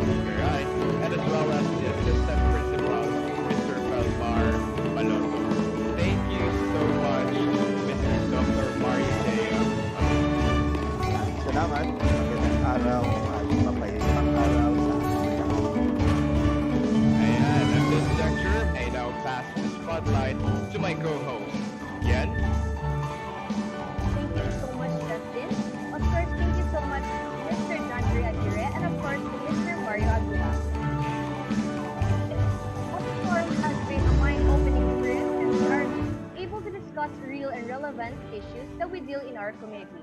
It gives us youth a platform for safe, open discussion. And of course, in what have Mr. Mario Agu have mentioned earlier, we have learned the importance of bayanihan and community engagement. And of course, the importance of human rights, social justice, empowerment, and peace. The main reason, of course, we have talked about why we are here. In these hard times, the bayanihan has been the core essence of the Filipino culture. Let us help one another as a community, and let us pursue the bayanihan spirit. I hope everyone is still with us as we continue our quest for excellence.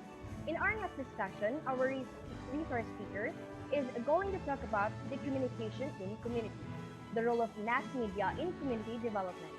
So now, without much further ado, let me welcome our next research speaker for today.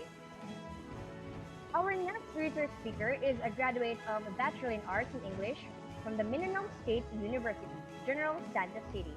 He is a TV personality, news anchor in TV Patrol South Central Mindanao, a new desk editor at ABS-CBN News, and the executive producer of Magandang Umaga South Central Mindanao. He is also a lecturer, an editor, writer, and social media manager. He is the consultant and the head of the multimedia team for Chai Fitness, a US fitness software company that caters to gym studios and gym boutiques. In addition, he is the head of multimedia team based in Jensen. It handles social media pages for corporate and high-value individuals.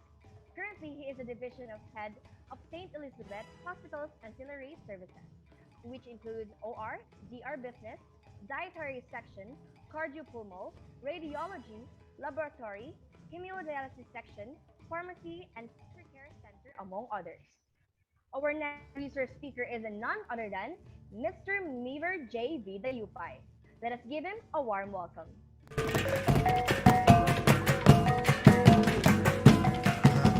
Ay natutuwa at isang karangalan na kasama kayo ngayong umaga sa talakayan na ito.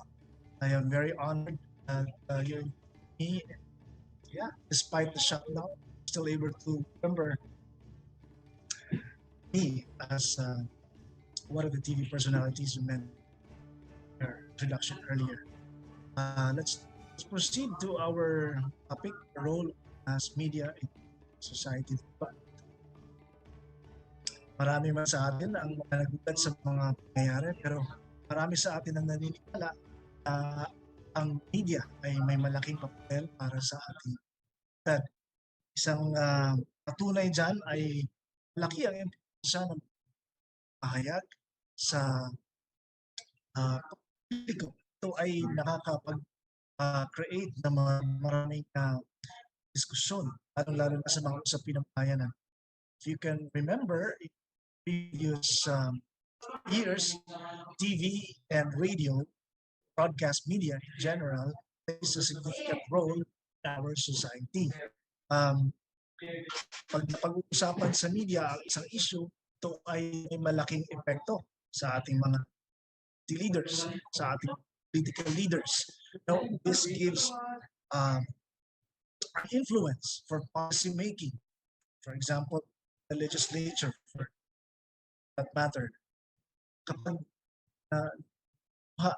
ng media issue ito at usapan, there's a possibility that local leaders will come up with policies based on heard TV, we saw on we heard on radio, and what we saw. Malaking bagay po ang ginagampanan ng mga mamamahayag, lalo na ng mga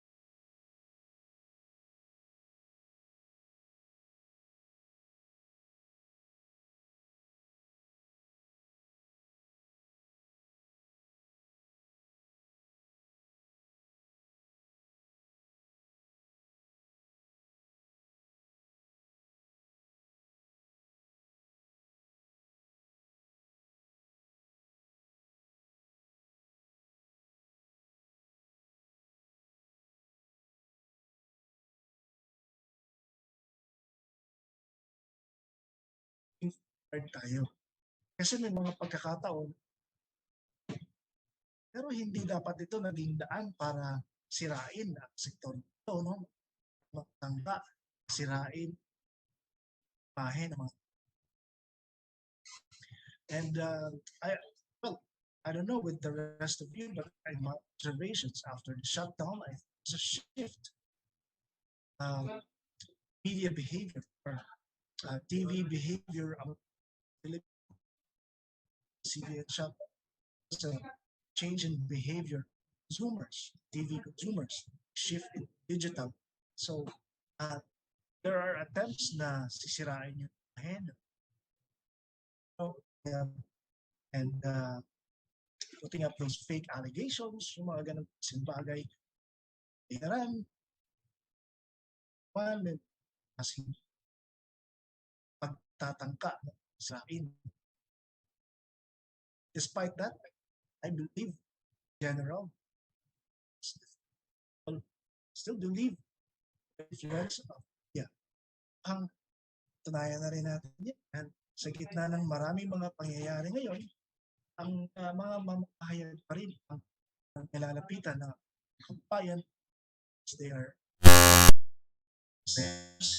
they experience something trying to help get from the government. Mamahayag pinakauna nila. Even up to now, I'm no longer your example. I am retrenched by the way. But up to now, I still receive things na pwede matulog sila as much as I can.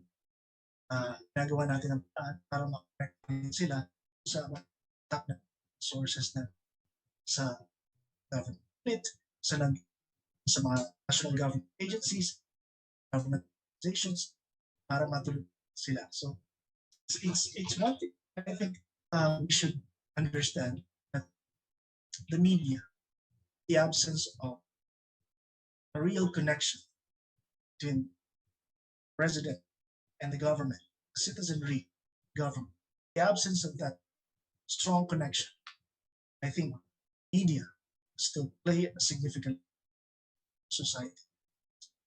There might be different kind of views right now that people might like watch TV and too, but still there. Still continue to diversify, continue to influence people. And the thing about that is that hindi na lang mga mamang pwede mag-fact check. We as citizens, as students, as student leaders, so you are right now, I think there's always a responsibility behind why we are always on. Think before you click. Mantras. Click.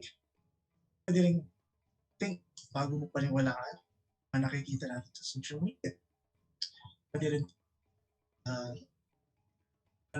give the benefit of the doubt bago come up with some decision. Certain issues that these be posted online. There are several experience in the past na akala mo kung gaano nakatotoo, nakikita mo sa picture lang, sa isang video. When the journalist verifies, it's a totally different story. It's a totally different story. Now, we have limited journalists still fighting for what they're supposed to do. Because I think us can be in for being something we see. It's up for us to fact check. Tama ba ito na? Should always be a default on us that baka ibang story yan. Custom trying to capture my attention. And I am telling you this because it's coming from experience. It's coming from 11 years and 6 months of experience. I am happy to share with you. Napakalaki ng papel na ginagawa. Saan yung mga sitwasyon na nagpapalera. They're the ones tell the right story. You see, tell you pictures, videos captured the area cast. Wala namang ibang gumagawa. Pwedeng gawin ng mga sundalo. So you see, able to see real situation on the ground, problems, the issues, how journalists, media, without them, cannot come up with solution, come up with decisions. Just trying to form to come up with decisions. I am very, very happy this morning. I hope I was able to share. I am able to share a few experience as a journalist here in General Santos. Thank you for the time.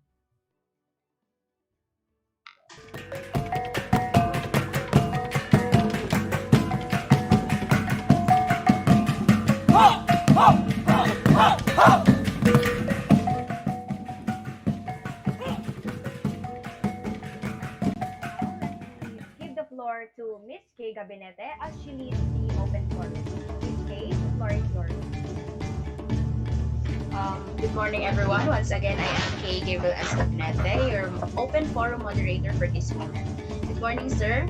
Surely you had a great time listening to the discussion a while ago with Mr. J. the UI, with the topic entitled Communication in Community, the role of mass media in community development. I believe there are parts of the topic discussed that you wanted clarification on, and some queries about it that you want to raise. So we have gathered some questions from you, our audiences, and participants. And now these questions will be answered by the speaker himself, Mr. J. Layumay. Without further ado, let's start. For our question number 1, sir, we have here from Vladimir Ray Silarta. He asked, why is it important to have good communication in community?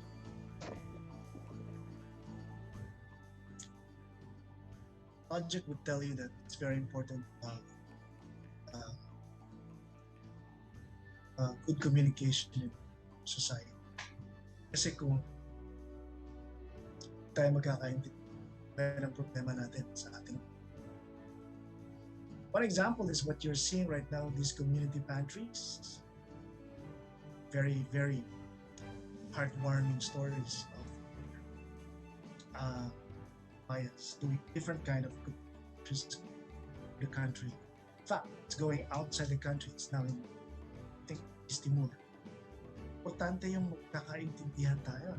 Dahil, as mentioned kanina, sir, it's a very, sir, pag hindi tayo nagkakaintindihan, hindi tayo I think communication is very kapag maayos yung line of communication, mas maayos na nakakarating ayuda sa ating mga barangay ngayong pandemic. Kasi nyo, listahan ay nakagulo, barangay officials, city officials. There's no strong line of communication. It's very important. It's very important to transmit the information, transfer it. Pag mahina yung ating line of communication, nagkakagulo. If not, nagkakaiba-iba ang kakaintindi sa mga information. Itong nangyayari ngayong country is one example, strong line of communication. Bakit? Simple lang ang mensahe, nakakarating sa marami. Marami ang nagre-respond. Marami ang tumutugon sa isang simpleng panawagan. Help one another. That's very innate. Plus, pag may nanawagan ng andyan ang sistema, andyan ang culture of Bayanihan. That's why we're doing this. It's very important. Simple message. Help everyone responds. It's many. Napakahalaga. Linaw ang napaparating mensahe. Malinaw yung napaparating issue. But if you try to understand the communication, one thing that you should understand here, you help one. You cannot just, put everything to the government. Kaya natin tumulong. Simple as that. Very important yung mensahe na nakakarating ng. As you can see, it's now all over the country. It's one really good example. Strong line of communication. Kung meron tayong strong line of communication, maayos na kakarating yung social services ng pamahalaan. Dahil ayos na nakakapag-usap ng mga mga official ating kapag may strong line of communication, na-enjoy, maka-benefit ng maayos ating mga kababayan sa mga programa ng sa kalusugan, sa marami. You know, if only we listen, if for example, if government officials would listen sa mga kababayan, they would come up with really programs help ease what we are experiencing right now. So again, it's very important. Someone listens, someone understands, someone communicates it properly from top to the ground. Thank you, sir. Let us now proceed to the second question. It is from Julia Marie Laran. She asked, is the influence of mass media in our country big in shaping general public opinion? I would still believe that way because if you are talking about in the past years, I think still, di ba, sino ba ang piliin niyo? Pakinggan. You have been following years, the mga nagsusuntang, I'm not saying na ito mga baguhan ay hindi nakaka-influence. I think everyone has influence to speak. But to the question, I would still believe na nakaka-influence pa rin, shape ng decision, ito mga lalabas ng media, gender. There will be, by the way, challenges that because of attempts nga in the past to now to trying to minsan yung imahin tagamit. But in general, I think it still has the influence to shape people's opinion. Yung nakikita, sa akin, I think that's one thing that so I still believe that malaki pa rin yung influence na para magkaroon decisions sa ating sarili. The challenge maybe though is that there's a digital factor that is affecting us. There's a shift of viewership, there's a shift of behavior among audiences, among us Filipinos. You know, dati nag-antay pa tayo ng 5 newscast. Now, stories are being break anytime on Twitter, Instagram. These are situations that you say, oh, something happened big today. Anong ginagawa ng government? Ginagawa leaders? These factors are affecting us right now. And I think because of that, because of faster information, we come faster judgment. It's just that maybe we should try to hold back for a while. Tama ba ito nakita ko? Tama ba? Then try to Google it. Try to verify the information. If these are not legitimate media organizations, I mean, if these are information coming from a different organization or someone you don't used to watch, read, every now and then just came out and say, hey, here's an information. Right one. But yes, I believe wala po still being influenced by what's the media is. So that's why sabi ko nga sa akin, di ba? Lagi ako, September 28, our last newscast, I would always say this, paduwag lang yung nagpapatahimik sa mga mama. Why? Because mga mamamahayag, pinaniniwalaan ng mga ayaw nilang makita yung mga kababayan nila sasaktan, nahihirap. Mas gusto pa nilang tulungan. Thank you. Excuse me for that. Thank you. For our next question, sir, it is from Miss Bea Isabel Lugmao. She asked, should media outlets be punished for false information, spreading of false information, sir?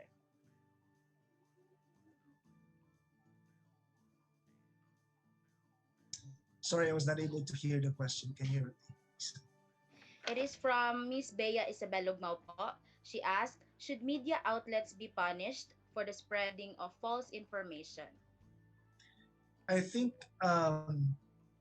there are situations where say the reporter na lang hindi sinabi ko kanina hindi correcto yung mga nagkakamali sila, and those are unintentional mistakes. It happens. Mga pagkakamali pwedeng itama. Anyone else mistakes pwedeng correct, but there are mistakes na hindi katanggap. Yung mga intentional na those are being punished by our existing laws. We have libel. We have the libel cases for journalists. We have existing regulations under the representative ng mga broadcaster. KBP has its own policies as a regulating body. For example, in ABS-CBN, may mga ethical standards din na sinusunod. How to cover the mga women and children. Kapag nagkamali ang mga reporter dyan, they are being punished internally. They subject to suspension, subject termination, and these are regulations na nangyayari na within the existing companies, taga-media. So, bawat media entity may kanya-kanya silang policy, regulation na sinusunod. ABS may sarili siyang standards. At ibang level yan for children, men, children, women, rape, victims, andyan yan lahat. Isa-isa yan as a reporter. Kailangan yan. Yes, I believe na kapag may mga intentional na mga motibo, I think they should be. Pero pag mga unintentional mistakes in the stories that we use, I think that can be dealt with internally and give the reporter or the journalist chance to correct himself if it's unintentional mistake. But yes, if it's intentional, creates panic, creates danger, gives danger, I think yes. Thank you, sir. For our last question, as much as we want to address or entertain a lot of questions, unfortunately, we have so much time to do so. So we are now proceeding for our last question. We have here, sir, from Miss Mary Nicole Ramos. We're in the middle of the pandemic where everyone is facing developmental issues. And as a result, our economy is downgrading. As a journalist, how can we ensure that mass media play its role in economic development? Simple stories like ang nangyayari on mga kwento ng mga bayan natin, nakapila sa mga ayuda, nakapila sa mga job fair. Yung reports about kano kadami yung mga nawala ng trabaho ngayong pandemic. These are the contributions of the media. Why is that? They give you the true picture. what's happening across the country. It gives them, our political leaders, our leaders, the community, based on these stories, can come up with their own strategic solutions. Mahalaga yung naiintindihan, nakikita yung big picture nangyayari on the ground. Sa kabuuan na nakaka-affect sa akin, sa inyo, sa kabuuan. The media plays a significant for the economic of our country in this time. How is that? Sending out the information. Paano ng gobyerno? Paalam sa tao sa pamamagitan. Paano bang makakatulong ang mga kababayan natin? Maka-recover tayo sa epekto ng pandemic. Businessmen, they have a strong message to all of us. Paano ba makakatulong? Yeah, sa maraming bagay, sa maraming paraan. Para mas mapalawak yung the solutions of the government, the aid of the government is very mas ng pera para the effect of this pandemic. It's very important that India should inform the public. It's real score right now. Paano nakalaki yung utang natin? Paano utang ito? May inutang ng gobyerno. This won't just affect us. It will affect up to the grandchildren. Kasi sila pinapanganak by. These are the information that media should inform them. Ano yung mga plano ng gobyerno para mas mapabuti pa yung mas mapabilis pa recover ng ating economy? This information should be provided to the public. Plano. Chief executives natin sa vaccination program. You know, it's very important we all get vaccinated. This will help us back to the economic stability. These information should be given to the public. Kapag hindi alam ng tao, magkakagulo, karoon ng misinformation, misunderstanding. Tante na nandiyan ang media para stabilize ang sitwasyon. Ito ang plano ng gobyerno. Ito pwede nating media, as we speak, sa gitna siya. Sa lahat ng kung sino mang nakaikot sa kanya. Gobyerno man, Pilipino man yan, serves a purpose. It's very important.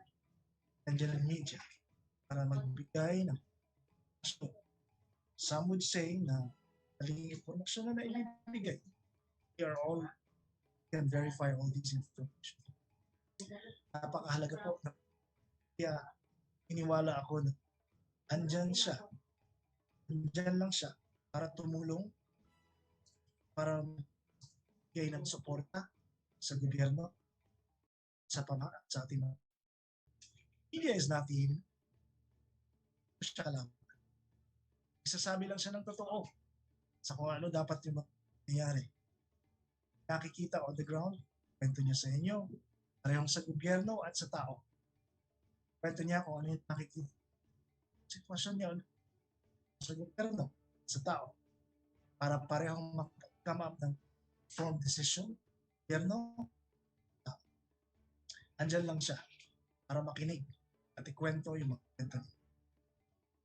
Media plays significant society development.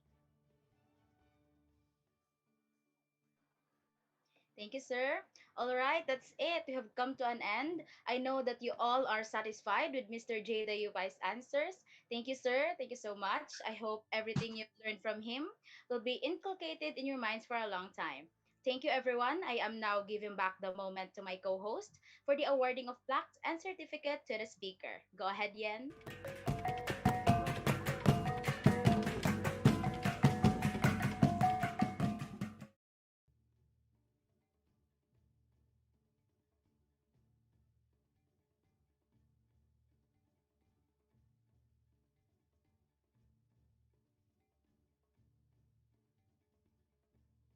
influence the way how the people look at the world and make their opinions or their views around society. It has a big impact among the audience. The mass media plays an important role in disseminating information nowadays, as we're experiencing in this type of pandemic. Also, it plays very important in organizing public opinion, and of course, it gives us a lot of learnings from it as we try to disseminate information to each and everyone. Also, Mr. Jada Yupay have mentioned earlier that communication is indeed essential to every human activity in community development process. It is viewed as a means through which people of a community are linked together in order to achieve a common purpose of improving their living conditions as we all participate in the community. So thank you so much, Mr. Jada Yupay. So again, Thank you. It's an honor. And thank you for inviting me. okay, so now we are going to about to award plaque and certification.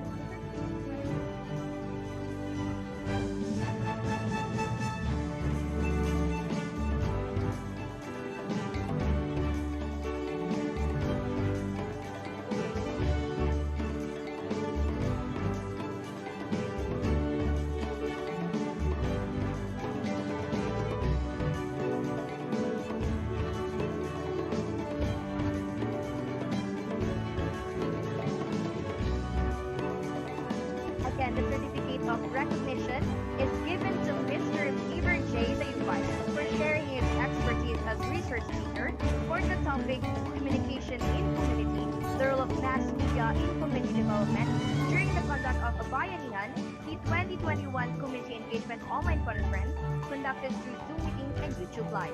As part of the requirements for the completion of the course, Community Engagement, Solidarity, and Citizenship, given this 23rd day of April 2021 at Notre Dame of the Jangas University, Maris Avenue, General Santos City. Thank you so much, Mr. Beaver J. Dayupay.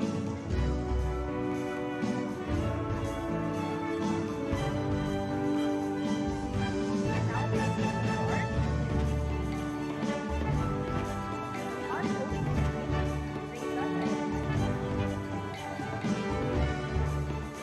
Thank you very much, Yan and Justin, and Glenn. And of course, we are very grateful to have us today, our esteemed speakers and change makers, Dr. Mario Aguja, about your talk and answering the question of the students on the value of applying social science in community action initiatives, that we may all be more eager enough to make a change.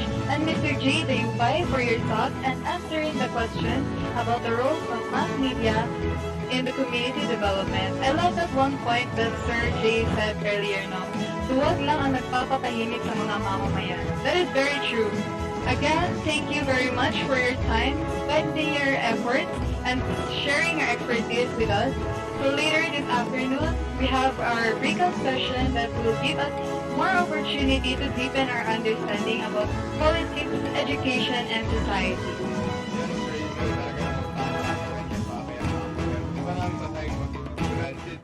Since we've mentioned before na we have a total of 3 pillars that the Bayanis chose. First, we have the politics pillar guided by Mr. Sherwell G. Matalantang.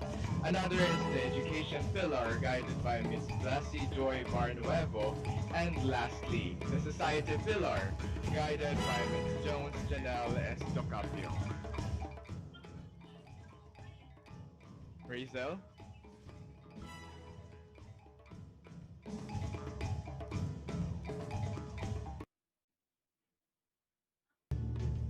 So, moreover, we will have the advocacy hour this lunch break.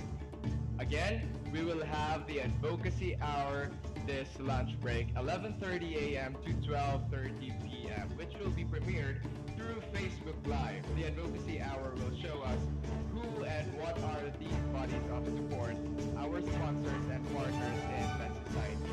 Also, take note that there will be a lag-out attendance for all the participants, so make sure to fill out the attendance form that will be given through later and as part of the criteria for your e-certificate. Ayan. There will also be a log-in attendance later this afternoon for all the participants. So make sure that before we start our program later, fill up the attendance form to complete the attendance requirement to issue your e-certificate. And make sure to be back this afternoon, 12:45 p.m. and look forward for another amazing set of speakers and more exciting prizes from our sponsors as we announce later the winners for our social media activities.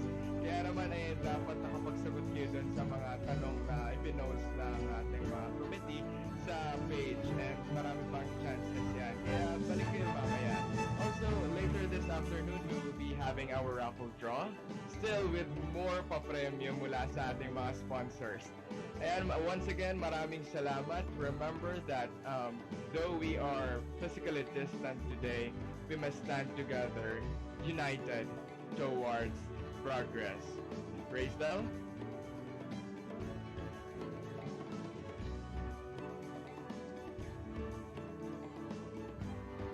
To formally conclude this program, let us invoke the holy presence of God for our closing prayer, led to us by Miss Danisha Habiles.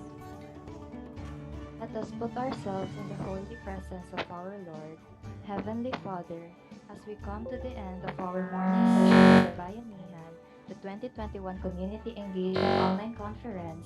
We thank you for what has been accomplished here today. May the matters discussed by each speaker serve as a catalyst for us to move forward and see growth in all areas of our lives. May you keep blessing us to apply what we have learned in our profession, and may you also continue to guide our teachers, speakers, students, and participants who exerted their efforts for this webinar to be successful in spite of the occurring pandemic. Grant that we do this fully aware that it is not out for ourselves that we learn, but for the service of other people. In Jesus' name we pray, Amen. Saint Marceline, pray for us.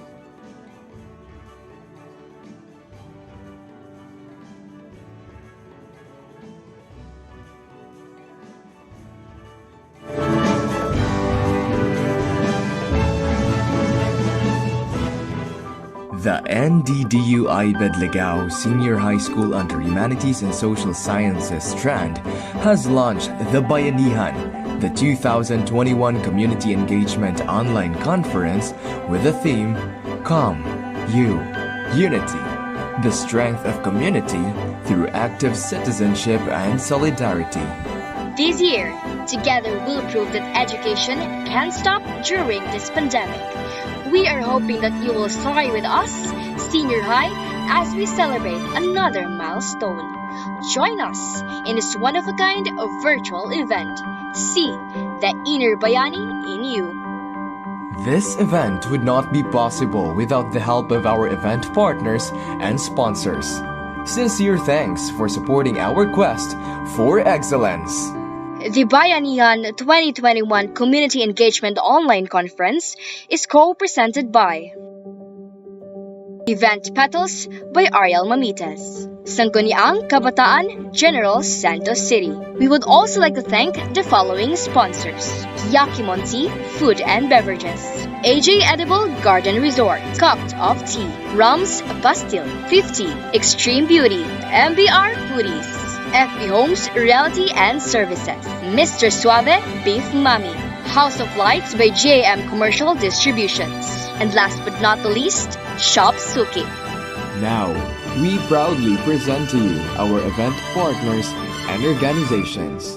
Bayanihan, the 2021 Community Engagement Online Conference, is in partnership with the following NGOs and social groups: 2030 Youth Force of the Philippines, Awon PH, Charitable Maitom, FPOP Kabataang Sox, Global Institute for Youth Development Incorporated, GIVES, Guild of Volunteers and Educators in Soxargen, IA United, National Youth Volunteers Coalition Incorporated, Positive Youth Development Network, Project Seed, Project Verified, Youth IP Kalumpang, Youth Proyecto Philippines, and Zero Hunger Alabel. We would also like to thank our supporting brand, media partners, and sponsor. Special thanks to Prima Fashion, Honorable Richard L. Atenido, City Councilor of General Santos City, Mrs. Marilu P. Tan, Attorney Ed Yumang, City Councilor of General Santos City, and Voice of the Youth Radio as our media partner. Thank you for supporting our quest for excellence. Soar High Senior High, Laban Marista. Hashtag for the goals.